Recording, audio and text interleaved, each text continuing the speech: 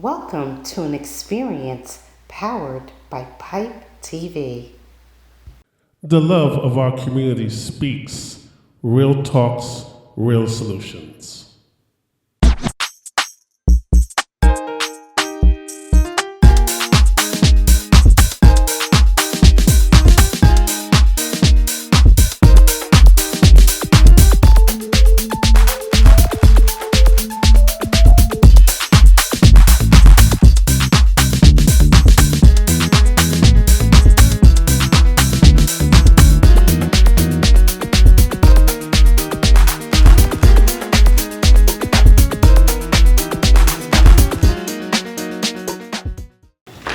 Welcome to the Love of Our Community Speaks. I'm your host, Marcie Novella, and we have two amazing guests with us today. These ladies are from E&I Tax Services, LLC. Please welcome them.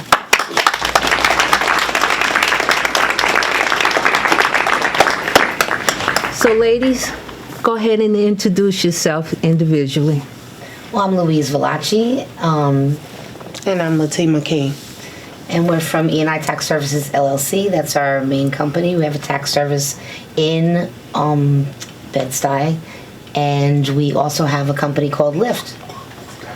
Okay. So we're going to take one company at a time. So first of all, what does E&I stands for? Stands for Ebony and Ivory. I'm Ivory. And I'm assuming you're Ebony, right? Okay. All right. So how did you ladies meet and come together?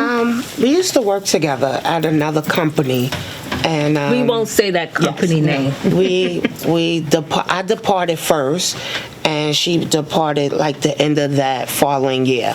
So once she left, I called her up and said, I have a new idea. She said, what is it? I said, let's start our own company. She said, for real? I said, yeah, we're just going to find a little space for right now and then go from there. So she started looking for a space. We found one, and then we went from there.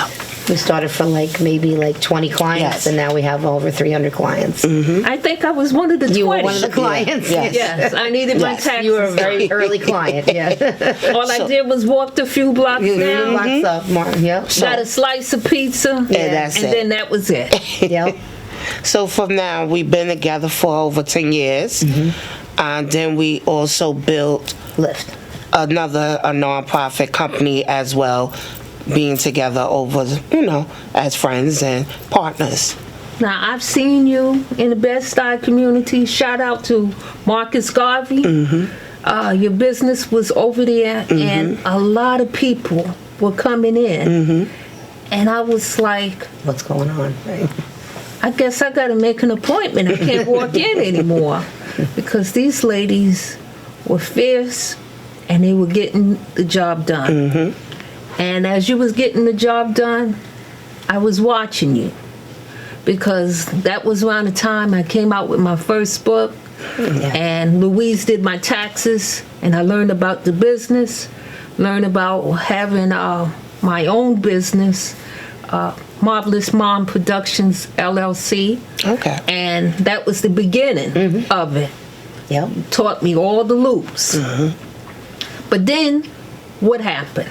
Well, you got to go back a little because we started seeing that a lot of our clients were coming to our place and they had other needs besides just taxes being done. It was pre-pandemic and during the pandemic. And we noticed that a lot of people were hungry. A lot of people were able to pay their rent, but they couldn't pay anything else. They didn't have food to put on the table. Or they maybe needed a referral to mental health counseling and nobody was helping them. Or their food stamps were shut off. So we decided, let's start our own company, our own nonprofit to help people, primarily a pantry. And I had, when I was a supervisor in Philly, I had worked at a domestic violence shelter, and I had a women's group called Lyft, which Lyft stands for Leading Individuals from Trauma. And we decided we would just rebuild on that, so we reactivated it. And now we made it into Lyft, which covers all bases. It's not only a pantry, but it helps people that's been through any type of trauma get ahead in life. So whatever that means. and we brought it, and we started getting grants during the pandemic, and the line used to be around the block feeding people, and it just got bigger and bigger and bigger. And also, we was in an urban community. So in our community where we was from, and at that time when at the other job, I used to live over in the projects. So I felt like we have these people coming in, taking their money, filing their taxes, but we can't also give back. You know, sometimes, because our first give back was In the book bag. We did a school giveaway. And I just felt like we needed to at least give back to the community where I was from, because it was, I felt I'm taking their money and I could also help them. And then I see what's going on in the community. So that's when I gave her the advice, and we did a book bag giveaway, and we had a successful thing that turned out very nice. I think with that year we did 250 people, families. We also gave them food. And then that's when we just kept going and found, that's when the pandemic hit, and we went from there. Now we have, from going from 200 people, we served in April about 2,837 people food. Yes. And we have so many clients. It's like now we work partner with HRA, so we are now a certified CBO. We're a one-stop shop where if people don't want to go to HRA because they can't get there or whatever, they can come to us and we can help them with their food stamps or whatever. You Now, know? let me just ask you, Louise, this was Latima's neighborhood. Yeah. What made you want to come to Bed-Stuy? I was born and raised. I was born and she raised lived in too the Lower far. East Side and in the Bronx and Brooklyn. I lived on Kosciuszko for years, so Yes. I'm from the hood, you know. But Yes. but my roots are here. So I just happened to move out when I got married. I moved out to Long Island, and that was a mistake in a sense because it takes so long to get back here every Friday. But yeah, my heart is here in Brooklyn. And I have relatives and ancestors here in Brooklyn and in the Bronx. So, yeah. And Latima, Yes. what made you feel like expanding past your neighborhood? Because that would be a project in itself. It's based on growing up with certain people. I'm not going to sit here. I grew up good. I did. My mother, she did her job. She raised me well. We had a good time. You know, she showed me different things in life. But I noticed when I spread off to go to other people, they didn't have it. The potentials wasn't there. The living situation wasn't there. So I just did other things, and you know, I felt like it needed to be done. And I have it in my heart that I was fortunate at one point. So I felt like, why can't I give back? And even though we living in life, we have our homes or whatever, we still struggle in the inside. We still struggle on certain parts of our life that we still have to help others. And it's sad because nowadays, people be getting hurt, or some people is hungry, and we walk right past them. Yeah. We can't do that, because back then, if you knock on grandma's door, she will give you food, a plate of food, because it didn't hurt. You know, my grandmother always said, you always keep at least a pot of soup on the stove, because you never know who's going to pop up and knock on your door. So I felt like, why can't we just give back to these people that need an extra help? And that's why I always told her, let's help them. And that's why we kept going the way we was going. We may not have all the answers Yes. if somebody comes to us. We may not have the resources in our But office. we will find it. But we will certainly find a way to help that person. If I can't do it, if she can't do it, we find somebody else that can. And we both, you know, have the passion of how we grew up, feeding people, taking care of people. Combined, we just are like a powerhouse. We do that, and we just feed the whole neighborhood. You know, we're always like It's that. appreciated. Yes. I got some squash, butternut squash soup right in my refrigerator Because right you made now. it from my squash. And I got that from your pantry. Yeah. So it's not just about homeless Yes, or poor it's- people. yes. Who else have you helped? Oh, well, during the pandemic, we had people from the hospital that refused, nurses that refused to get the COVID vaccine due to religious or medical reasons were fired from their positions. We had nurses standing online when that line was going around the block. We have people from all walks of life. You don't have to just be homeless or drug addicted or have other issues like that, mental health issues. You could just be the person that can't make it because you paid your rent. Your roof is paid, but you don't have money for the food. Yes. You know, and or maybe you're struggling with that domestic violence relationship you had 10 years ago and you never went to counseling. Maybe you just need a little person to say, hey, tell me what happened, or have a good ear, you know, and let me refer you somewhere. And sometimes people just need you to listen.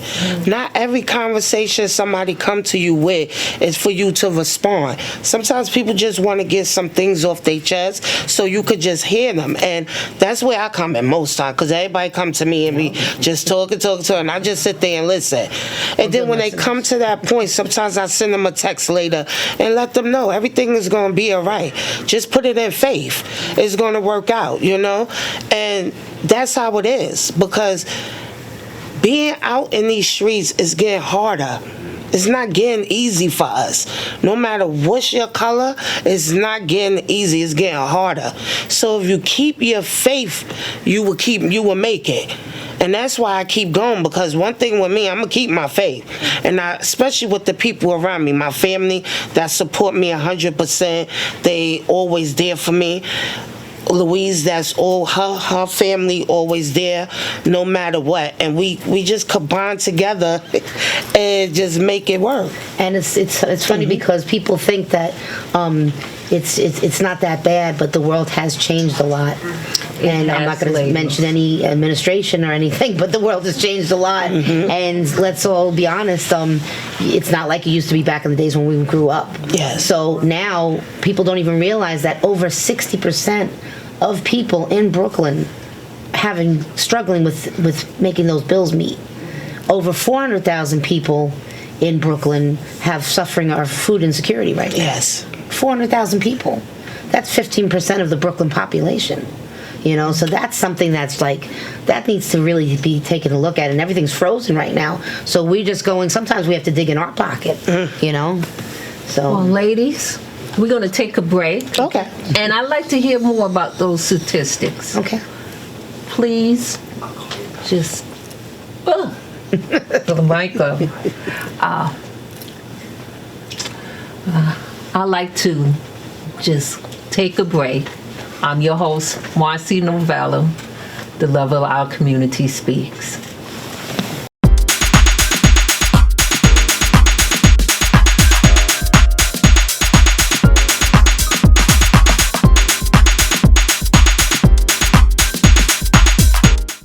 Welcome back to The Love of Our Community Speaks.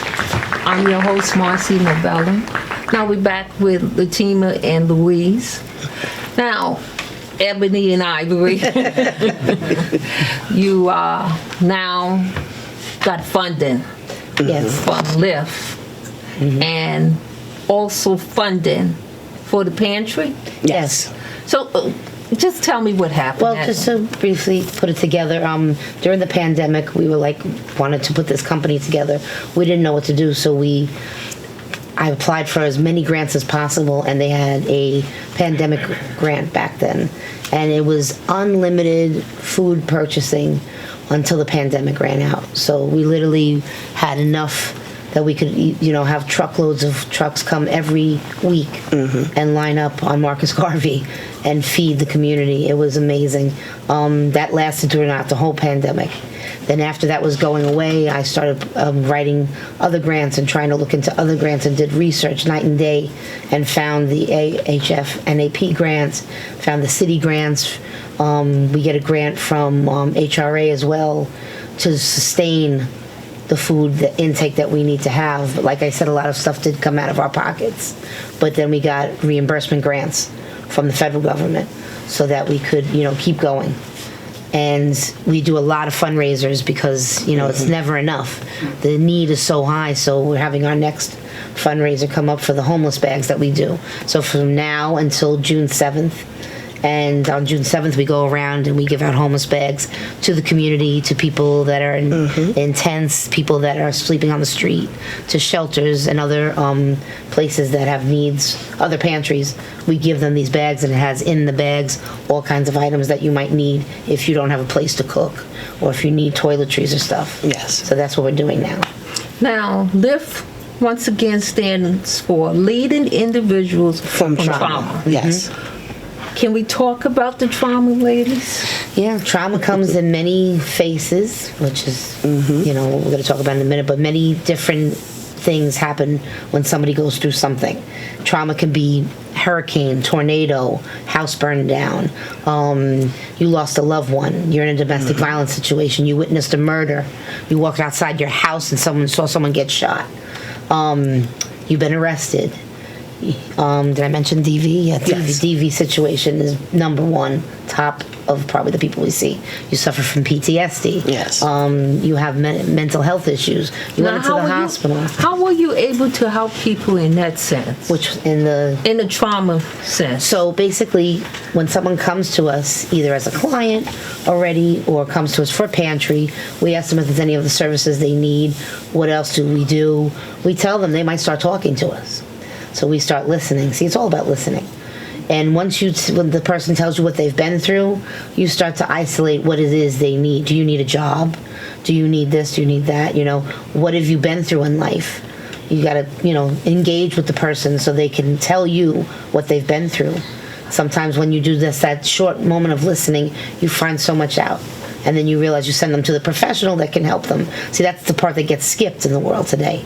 People they just want to arrest you or they just want to put you in an institution without asking you what the backstory is. Yes. Everybody has a backstory. So what did that person go through? Why were they incarcerated for 15 years? What do they need now when they come out of jail? They need someone to just help them get acclimated back to society. That doesn't exist enough, So when this happens, do they ever follow up with you and tell you the outcome? Yes. Oh yeah, we have a lot of success stories. So we do have some building up right now. Since we're young, we have a couple of success stories, and we find that's the best part, where we can portray them and see how it works. That's why we say we're leading individuals from trauma through the trauma. So nobody ever took the chance before, and now we're getting you to where you need to be. Now, can I tell you, ladies, how you helped me? Sure. With the Marvelous Mom Production LLC, I was ready to give up.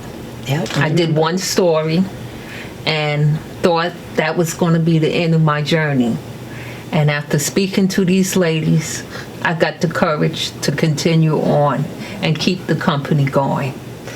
And that's how I got to expand and meet these amazing people, my team that I work with. Thank you. And because of your tax advice, I was able to keep the company that was your trauma. See? You went through your trauma and you got to point A to point B.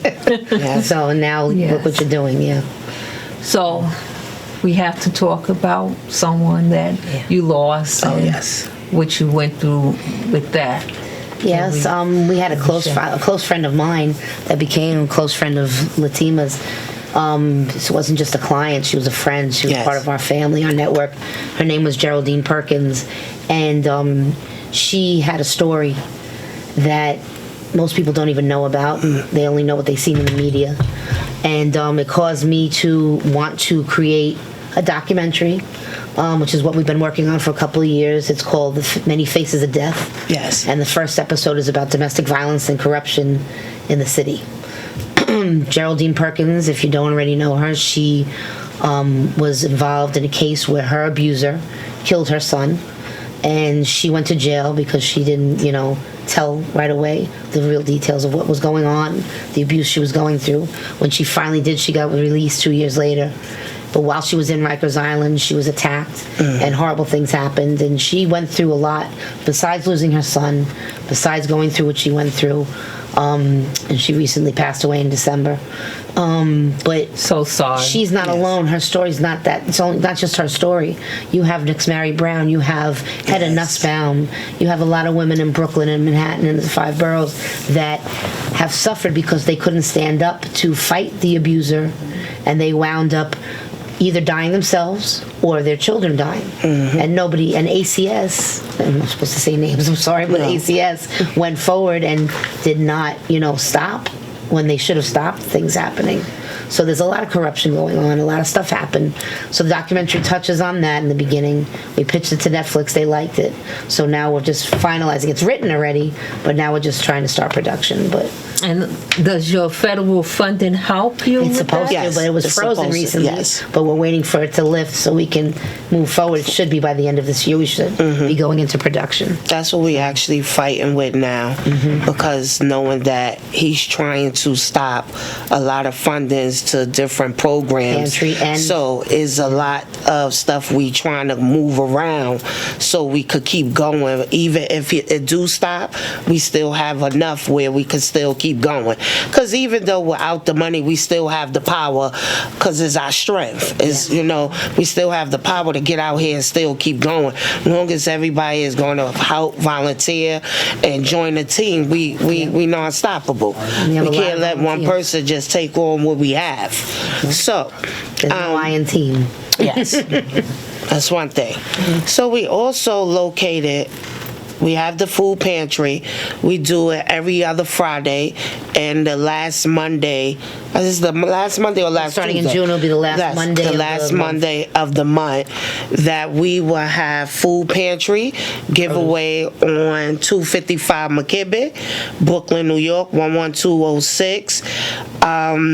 It's Suite 032. Phone number is 516 705-0175. Yep. So anytime that anybody need food pantry, you can. All our doors is always open. Or any other Even services. if we not there, we do have someone available that do come and give emergency bags out. If you call and say, listen, I don't have nothing, one of the teammates will go to the job and pack a bag, and you could come pick it up. Yep. Wow. So while you are working together on that project, how is the tax business doing? Oh, tax business was It's good. bad, yeah, It that's- came in and left. And now we're just at the end. It's Yes. over. We're dealing with extensions and amendments and Yes, audits right that's now, it. but tax season is always going to be there. Yes. People always going to have to Still file doing taxes. that as Oh, well. tax season that is helps our pay for main the job. pantry. That's the job that it helps us move over to live. Exactly. It help us with our Without nonprofit that, plus we our can't, other 4 or 5 jobs that we work. Yeah. But it do help us move on to the nonprofit and help out with the nonprofit. So yes, that's always going to be our baby. We're also online. We're at liftinc2021@gmail.com is our email address, and lift2021.org is our website. And we're also on Instagram. Yes, at Lift Inc. BK, And the TikTok. same as TikTok and Facebook. Yep. So last thoughts, ladies, before we wrap this up? If you need anything, if you have any type of issue you've been through in life and you don't think that anybody understands or can help you, give us a call. We're always there for anybody to listen, and we can get you where you're going to go. It's workforce development, education, training, referrals, not just a pantry. Always rise above your challenge. It will help you to succeed and be successful. Never let nobody tell you you can't do it. When they tell you can't, that's when you move forward and keep going. Always rise above your challenge. Definitely. Well, my final thoughts are, please contact these ladies. They're doing a great job in the community. Thank you, ladids, for coming. You're welcome. Thank you. Once again, does Lyft has a website? Yeah, Yes. lift2021.org. Okay. And tell people how to contact you through your email and everything? Yes. It's the email is liftinc2021@gmail.com. And Put out your tax information. oh yeah, E&I Tax Services LLC. Same phone number as Lift. Yes. Yeah. Okay. Well, what can I say? These ladies are amazing. Thank you for coming to the show. Thank you for having I'm your host, us. Marcie Novella. Please follow me on all major platforms. And if you are following me on YouTube, please subscribe and click like. I need more followers. Hashtag Alvin Represents. Until next time, I'm your host, Marcie Novella. Thank you, ladies.